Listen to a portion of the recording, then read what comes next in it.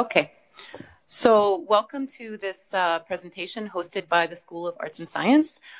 We do have regrets from the Dean's office today, but they are here in spirit and set up the room for us, so that's great. And of course, the session's being recorded, so they'll get to check it out after. We're presenting today on the topic of framing victims and villains, investigating bias towards Palestinians and Lebanese media. It's really important to emphasize that this is a study of media in Lebanon, something that's never been done before in terms of the portrayal of Palestinians. I also want to acknowledge that the three presenters that will be doing most of the speaking today are the graduate students who enrolled in the class.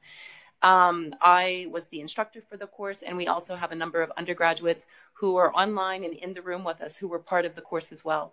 And so we're going to detail how through this course we were able to produce this research that we hope will be soon published. And so I'll speak to that a little later. So my co-presenters today are Maysaa, Christina, and Despoina. Just for people in the room to know, both Christina and Despoina are online, and then we have Maysaa here speaking with us. So any questions so far? Everyone's okay? Okay. So in terms of the first slide, I wanted to talk a little bit about this course, Media in Palestine. It is a course unique to LEU. I'm very proud that we host such a course at LEU. It's offered every fall for anyone that's interested. You can speak to people in the room about how wonderful of a course it is and challenging, but not too stressful and a lot of fun. In this course, the course learning outcomes include research methods and professionalization methods, and that occurs for both undergraduate and graduate students. The course also uses labor-based grading, meaning students can conduct work through what is arranged as like a contract, and as long as they achieve what they set out as the objectives of that contract, they get the grade for the assessment.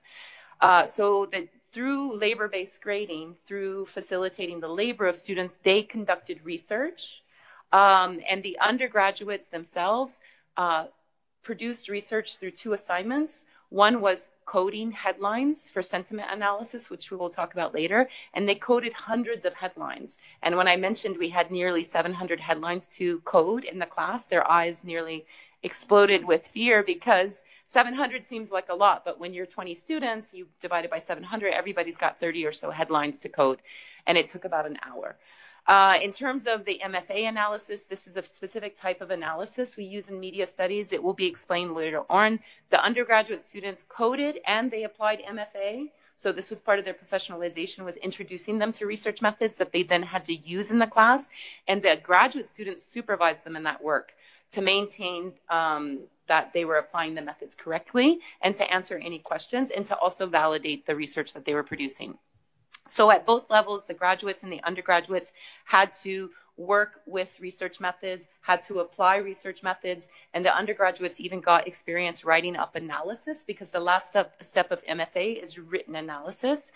And then the graduate students got experience not only preparing the presentation, an academic style conference seminar presentation that you will see today, but they also got experience preparing a research article in the format of a journal article that we are finalizing to prepare for submission.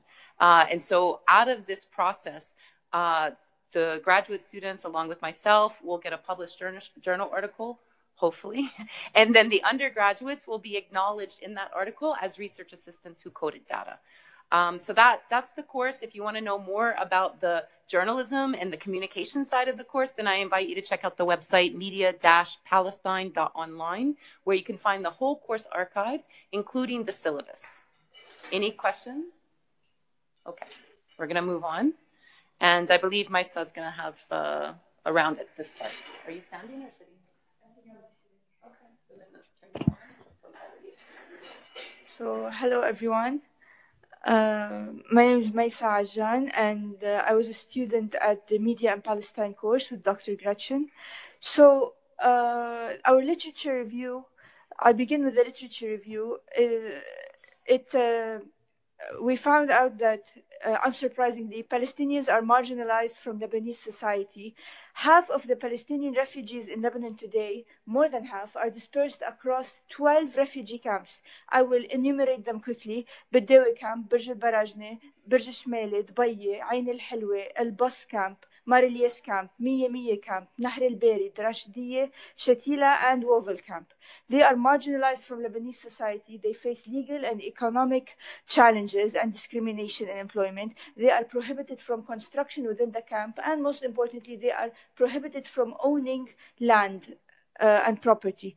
Now, through this study, we aim to examine whether or not the existing social discrimination and the institutionalized racism in society spills over into the representation of Palestinians by Lebanese media outlets, as in whether the representation of whether the anti-bias of Palestinians is present in the Lebanese media, not only in society. This is because media outlets have the power to frame, create, and reinforce prejudices in audiences. We are talking here about framing theory, one of the most prominent and powerful theories in media studies.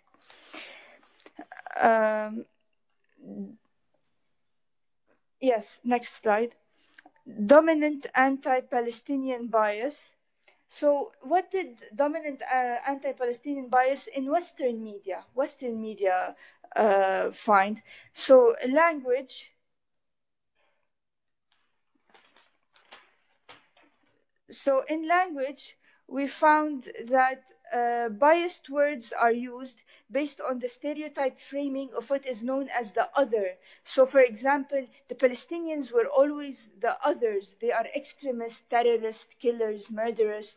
But Israelis are always moderates. They are moderate when being portrayed. The omission of context when covering a journalistic piece, when covering violence, for example, in the Gaza Strip between Palestinians and Israelis, the journalists do not provide context that there is, for example, hey, there is a blockade in Gaza, there is that there is occupation in the West Bank.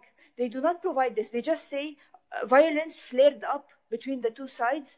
What is happening here? There is no context. But when it's time to talk about the Israelis, there is a lot of context, favorable context towards the Israelis. Censorship, Palestinian life and struggle barely make it to the outside world, outside the limited media that they have. Underrepresentation, there is underrepresentation of the Palestinian perspective in the Western coverage. Rarely do you find Palestinians quoted in the media, in the Western media, because quoting gives them a voice, it gives them power. So we do not quote them, they are paraphrased. For example, Palestinians said so and so. That is if they are mentioned. Bias in the headlines. So Palestinians rarely make it in the headlines. You don't see Palestinians in Western headline unless they are suicide terrorists, things like that. It's bad news, basically. And finally, there is something called the both sides paradigm. The both sides paradigm attributes equal blame to both parties, and it puts both parties in equal footing. For example, the Lebanese media puts Palestinians and Lebanese in equal footing. It puts them as they are suffering equally in both countries. The economic situation is equally hard on both sides. This is not true. The opportunities that Lebanese have and that Palestinians have, there's a lot of disparity. You cannot put them on equal footing. Next slide, please. So, conducting research on Lebanese media bias about Palestinians in Lebanon. Again, this is in Lebanese media. We were talking about Western media before. May uncover a tendency toward anti-Palestinian media bias. Now, scholarship has revealed a scarcity of sources in Western media, Arab media, and Lebanese media. We do not find scholarship we did not find any researchers who studied anti-Palestinian bias in media, whether it was Western, Arab, especially Lebanese. When it came to Lebanese media, there was little to no analysis. However, we did find one report by the NGO Maharat, if you know it, the Maharat NGO, it was called The Representations of Syrians and Palestinians in News and Media Coverage. The main findings of this report was that Palestinian news is still relevant in Lebanon and coverage is still relatively high. That was it. This is grey literature, as you know. Grey literature is it's not academic research. It's close to it. It's reports, things like that, articles, journalistic articles. In addition to that, we found another article by Beirut Today in 2022. This article surprisingly criticized the racist manner in which some Lebanese media portray the other in the Palestinians, and they noted the virtually absent manner, the virtually absent coverage of the Sheikh Jarrah events. This was back in 2020, I think. So yes, these are the only two, after extensive research on all the outlets, these are the only two, one article and one report that we found in Lebanese media. Next slide, please. So these are the RQs. 1, is there bias towards Palestinians in Lebanese media? 2, to what extent are Lebanese media biased towards or against Palestinians in Lebanon? To what extent? Thank you.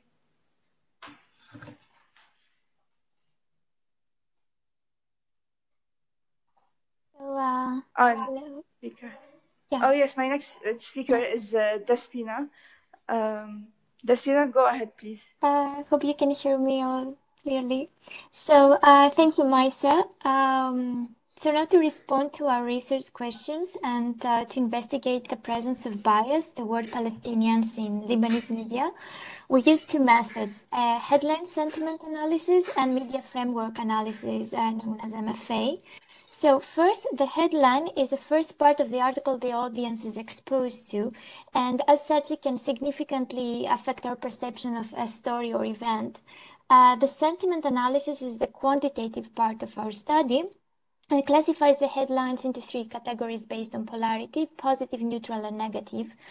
In our case, positive, neutral, and negative is identified toward Palestinians and essentially means what sentiment does the headline create to the reader toward Palestinians. Second, the MFA, on the other hand, is a 5-step methodology that allows for qualitative analysis, and Christina will be giving you more details than that soon. So for this study, our sampling period was August 2019 to August 2022. And we particularly chose August 2019 as a starting point because it's a period of mass mobilizations in Lebanon of Palestinians who started to protest against the unjust decision of the Lebanese Labor Ministry to make the work permits obligatory for employers to employ Palestinians. And this mobilization expanded to demands for dignity for Palestinians in Lebanon. So next slide, please. Thank you. So having said that, for this study, we used 626 articles produced by Lebanese media, 505 in Arabic and 121 in English. 19 undergraduate students, as Dr. King has already kind of mentioned, were split into 3 groups, supervised by each one of us, meaning the 3 graduate students. For the quantitative part, each student worked on 33 articles, which they classified into, again, positive, neutral, and negative, and identified the main 1 or 2 topics discussed, along with the date, the language of publication, the media type, and the news agency. Then, for the qualitative part, the MFA, each undergraduate student worked on 3 articles, again, 1 positive, neutral, and negative, identified during the previous procedure. And those articles were chosen along with the supervisor student, aiming to be as suitable as possible for the MFA analysis. And again, Christina will explain to you exactly the criteria under which we chose the specific articles. So after all those data were collected, we visualized them into charts. and we will show you shortly what the results are. So next slide. During the study, we identified four main limitations.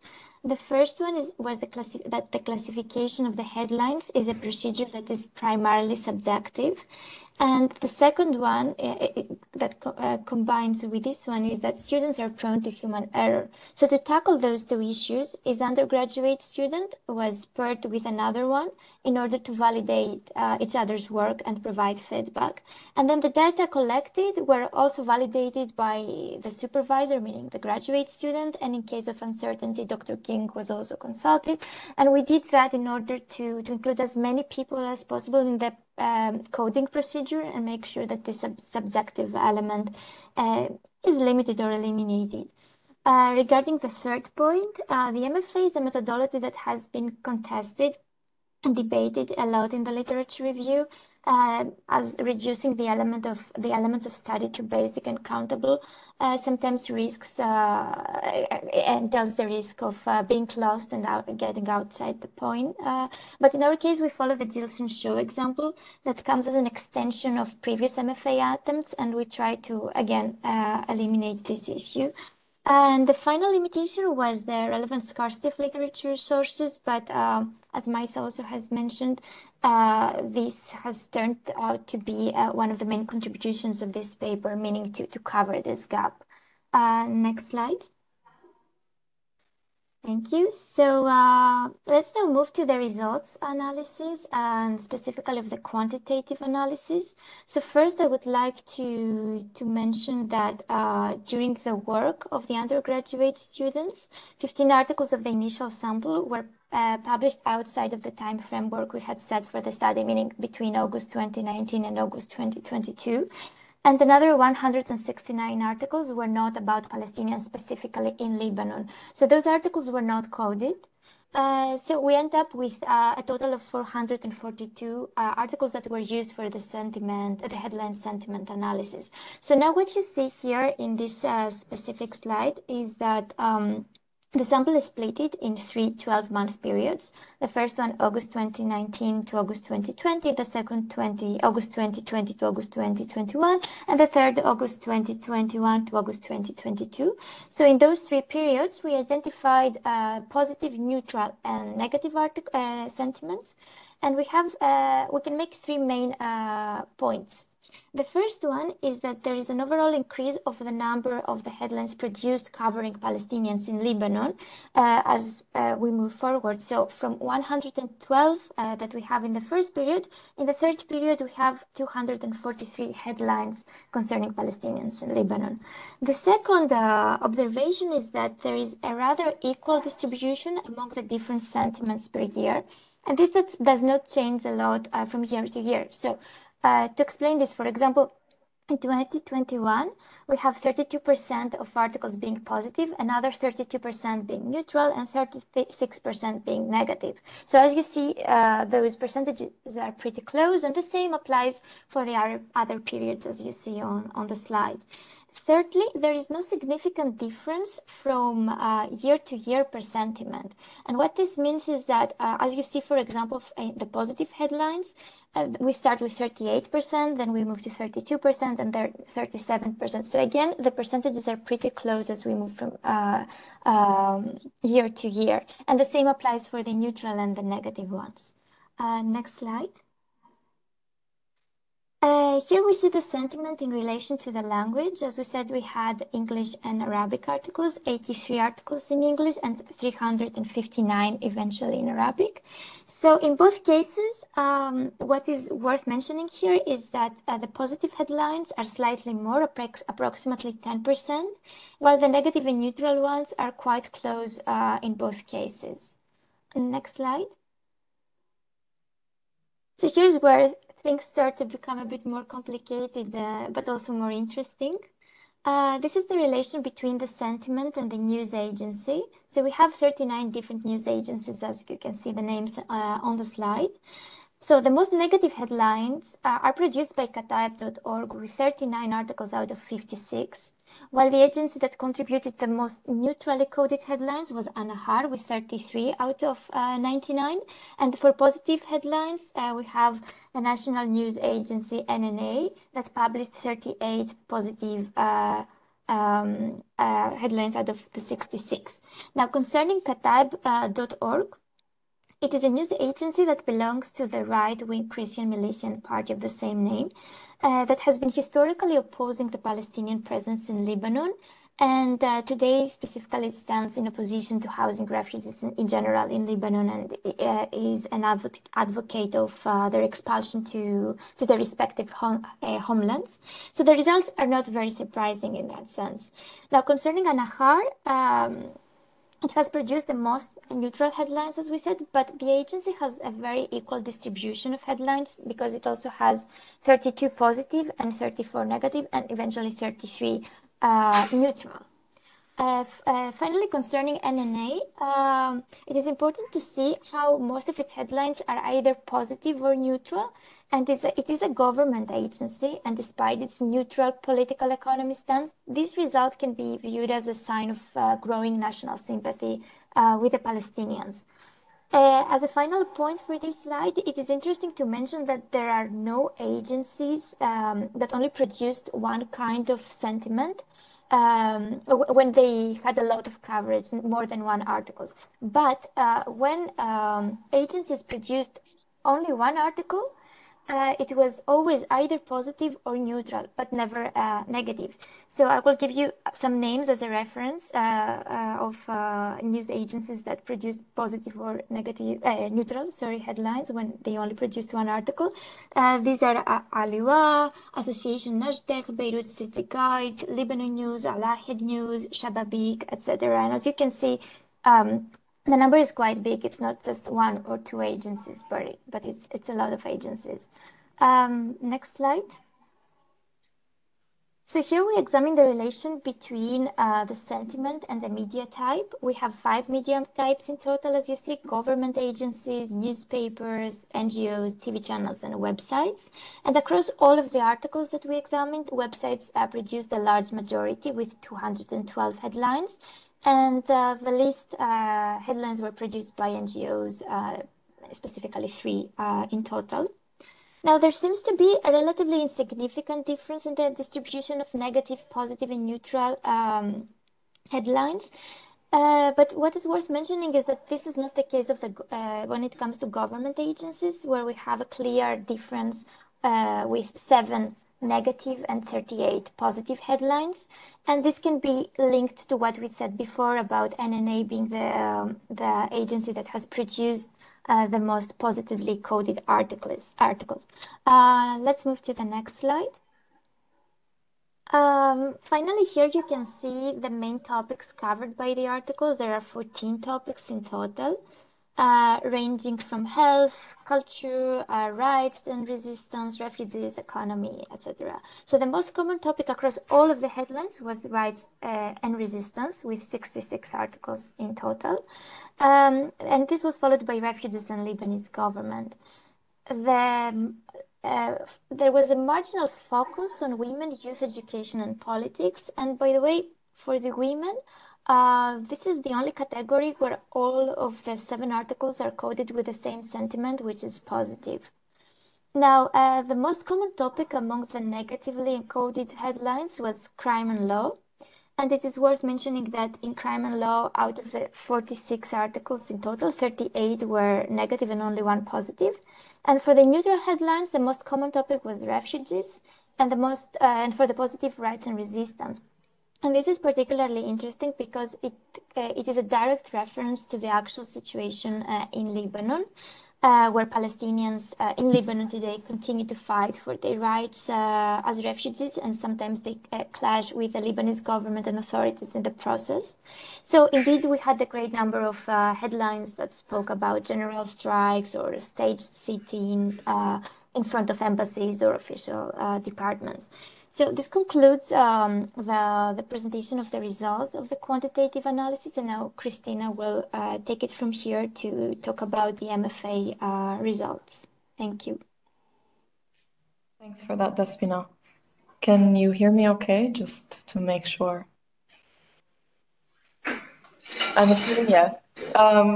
Yes, we can hear you fine. So, as Despoina explained in the methodology section, for the MFA, a total of 19 undergraduate students initially coded 57 articles qualitatively, with each student coding 3 articles exactly. But because 57 is too large a sample for a qualitative analysis for MFA, we then chose the 3 most representative articles of each sentiment from the initial quantitative sample. So 3 of each sentiment, positive, neutral, and negative, to ensure equal representation of each type of headline, and we then did a close analysis of each using MFA. The selection criteria were set to allow for closer depth and structure in the 5 steps of the MFA, namely articles including pictures and or other audiovisual material, quotes, a variety of media types and platforms, and enough text for analysis. As such, a total of 9 articles were chosen to be examined through the MFA and were analyzed on each of its 5 levels. So what are the 5 levels of MFA? MFA, as Despina mentioned earlier, is a 5-step methodology that analyzes media texts on the micro and macro levels, and it was developed by the researchers Giles and Shaw. And their 5 steps of analysis are as follows. So first, we look at the placement of the story, which news section the story appears in.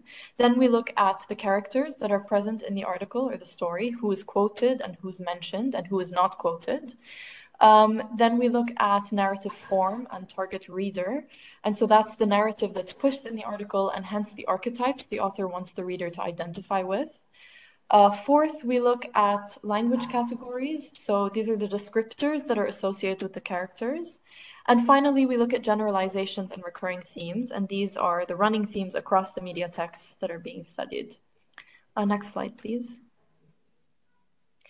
Because some of the limitations, as we previously mentioned, can be chalked up to human error, such as the subjective classification of headline sentiment, we decided to select this smaller number of articles to analyze more closely and systematically across the board in an attempt to circumvent human error. So some of the articles analyzed with MFA in a larger sample by the undergraduate students before we selected the 9 for closer study didn't have photos or characters, for example, so they would have been pretty difficult to report on. And that was another reason it was important for us to select a smaller number of articles for closer analysis so that we could draw from articles that were representative. Next slide, please.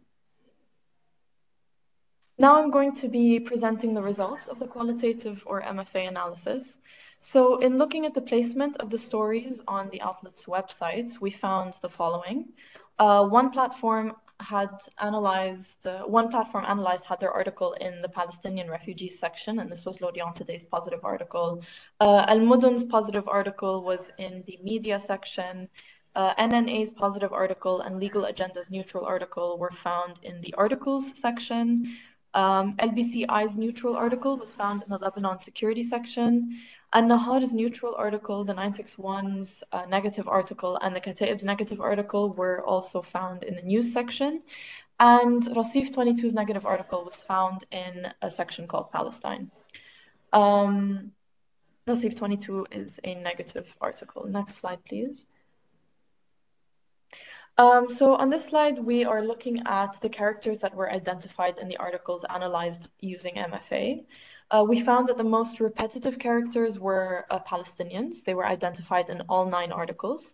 And then the Lebanese government was identified in 6 out of 9 articles by 2 negative articles, all 3 of the neutral articles, and a positive article.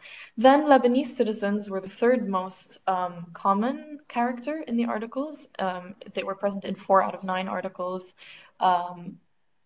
significantly in 2 negative articles and 2 neutral articles. And then Palestinian officials, Palestinian resistance, and UNRWA, the UN agency, were identified in 3 articles each. The least repetitive characters we found were Lebanese militias. They were identified in the positive article by L'Orient Today. NGOs, Hebrew media was identified in a negative article by Kataib. The Lebanese ISF was identified in a negative article by the 961. And Lebanese syndicates were identified in a neutral article when talking about the labor rights of Palestinians by Legal Agenda. Next slide, please. So this slide is depicting the results of the analysis of narrative form. The most repetitive narratives we found were the following. So 5 out of 9 articles centered refugee rights, 1 negative, 2 neutral, and 2 positive.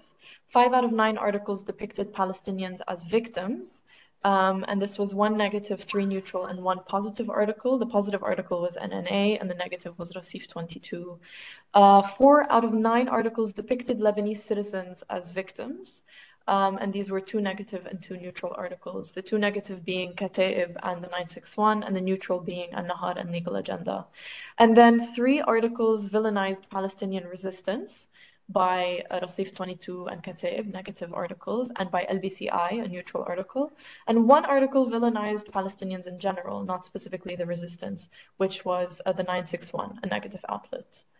The least repetitive narratives were 1 article depicted the Lebanese internal security forces as heroes. This was the negative article by the 961. And only 1 article depicted Palestinians as heroes, which was a positive article by Al-Mudun. Next slide, please. So on this slide, we're looking at the language categories that were identified across the articles analyzed.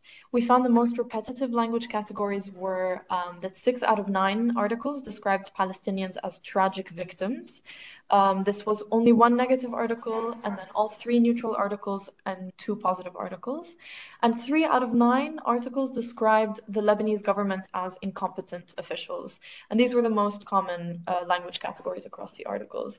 The articles that described the Lebanese government as incompetent officials were actually 2 negative articles by Racif 22 and Kataib, and 1 neutral article by Legal Agenda. The least repetitive language categories, while they were the least repetitive, are significant to mention. So the Palestinian resistance was depicted as, or described as, deceptive by Kataib, the negative article. Palestinian officials were depicted as incompetent by the negative article by Racif 22. Palestinian resistance, as I previously mentioned, were depicted as villains by Kataib, the negative article. Palestinians were depicted as terrorists by the 961, again a negative article. And on an up note, Palestinian women were described as perseverant by the positive article by L'Orient Today. Next slide, please. So in the last step of the MFA, which is looking at generalizations and recurring themes, we found the most recurring theme was that Palestinians were not quoted in 7 out of 9 of the articles that are literally about them. So this is all of them except for the positive article by L'Orient Today and the neutral article by Legal Agenda. And then the themes that were recurring but not necessarily consistent across the board were that 4 out of 9 of the articles had the theme of scapegoating Palestinians for the economic crisis, for crime, and so on. 2 of them are the 961 and Kataib negative articles that we've mentioned, and 2 neutral articles. Anti-Palestinian racism was present in 3 out of 9 of the articles. Again, 2 out of those were negative, the 961 and Racif 22, and Legal Agenda. And Palestinian resistance was depicted as dangerous in 2 out of 9 of the articles, and this was like an overarching theme, as we're saying. 2 out of 9 of the articles being a negative article by Kataib and a negative article by Racif 22. And the 961's negative article interestingly depicted Lebanese citizens as victims. This was an overall theme in the article. And now I'll pass the mic to Despoina to start explaining to us what the results mean. Thank you. Thank you, Christina. So maybe a quick conclusion that we can draw after all this analysis, and I will just explain to you mostly the conclusion from the quantitative part. This is that, so the sentiment analysis, the headline sentiment analysis actually paved the way for us to be able to respond to the research questions. So linking back all this study to the research questions. So the presence of negative and positive headline sentiments actually indicates exactly that there is bias towards Palestinians. And this was the first question that we asked, whether there is or not bias against Palestinians or towards Palestinians in the Lebanese media. So the next question was to see to what extent this bias was forwarded by the Lebanese media. And again, the sentiment analysis shows that the Lebanese media is biased, and this bias depends on the political economy of the media outlet and the media type that is publishing the headline of the article. And we examined together the examples of Kataib.org, for example, and NNA. And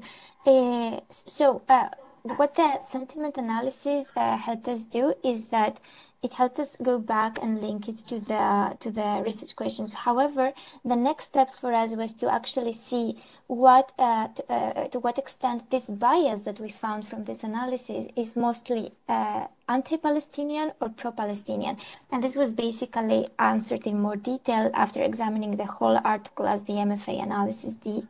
So Christina will explain to you what conclusions can be drawn through that.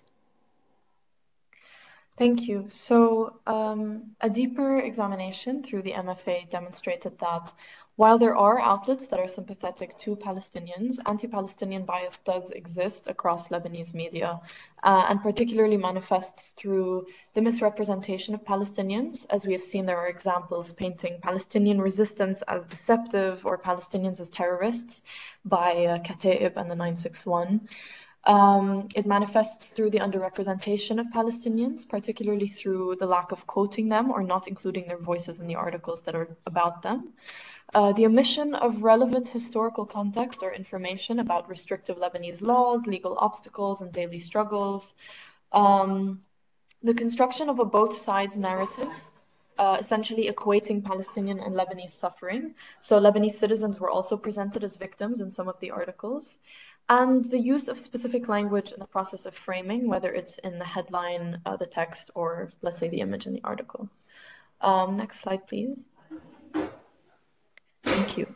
So the analyses in this paper may perhaps further shed light on the broader implications that representations of Palestinians in the media may have practically. This is noteworthy, particularly here in Lebanon, in the Lebanese context, because the issue of refugee presence is timely and is currently unfolding, and is seeing significant changes in policy that will have practical effects on the ground. To that point, actually, the deportation of Syrian refugees has already begun in 2022. So as a result of varying political economies and therefore political intentions, biased representations of Palestinians will impact public opinion and hence support for or opposition to policy and political decision-making. The inclusion of Palestinian voices and allowing Palestinians to take up space and forge their own media narrative humanizes them and can influence audiences positively in that sense. However, as seen in the negatively coded articles, certain anti-refugee or anti-Palestinian political economies of the outlets will depict Palestinians in aggressive or negative light, and this may skew audience perception toward viewing them as such, therefore garnering support for wider anti-refugee policy. So drawing on both the quantitative and the qualitative results, we can take the 961 and the Kataib as examples of how an outlet's political economy will reflect in its content and the extent to which. So on their About page, the 961 cites anti-Arab sentiments by linking themselves to the Phoenician, quote-unquote, Lebanese ideology and identifying as that before any other identity such as Arab. And we've already spoken about Kataib's political economy and history across the presentation. These were 2 out of 3 of the most negative articles towards Palestinians, and their political economy is clearly translated into the articles examined, and they tended to villainize Palestinians and Palestinian resistance more than other outlets did. Sympathetic and neutral outlets were more likely to present Palestinians as victims. Now I'll pass the mic to Maysaa to wrap up for us. Thank you.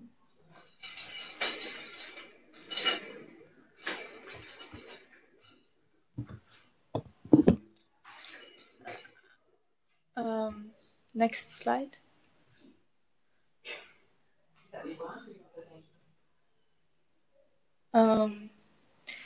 No, there was another slide, but I can take it from here if you'd like.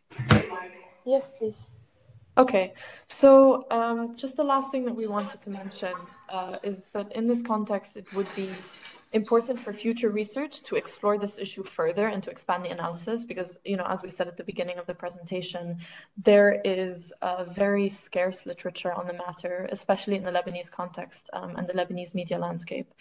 So a significant limitation of this study is that it was limited to written articles, yes, by different media outlets or types, but still limited to written articles. It didn't include television or radio broadcasts and still widely relied on television and radio broadcasts are still widely relied on for news across Lebanese audiences. So this would be important to look at and to analyze. Future research could also perhaps pay closer attention to the visual material that's included in selected media texts and not just the words used, because visuals do tend to linger in audience psyches. So this would be important to look at as well. Thank you very much for listening. Thank you, Christina. Thank you, Despoina. Thank you, Maysaa, for the presentation. I'm going to stop the recording and then we can have an open conversation about the presentation. So we'll take questions from people online or in person.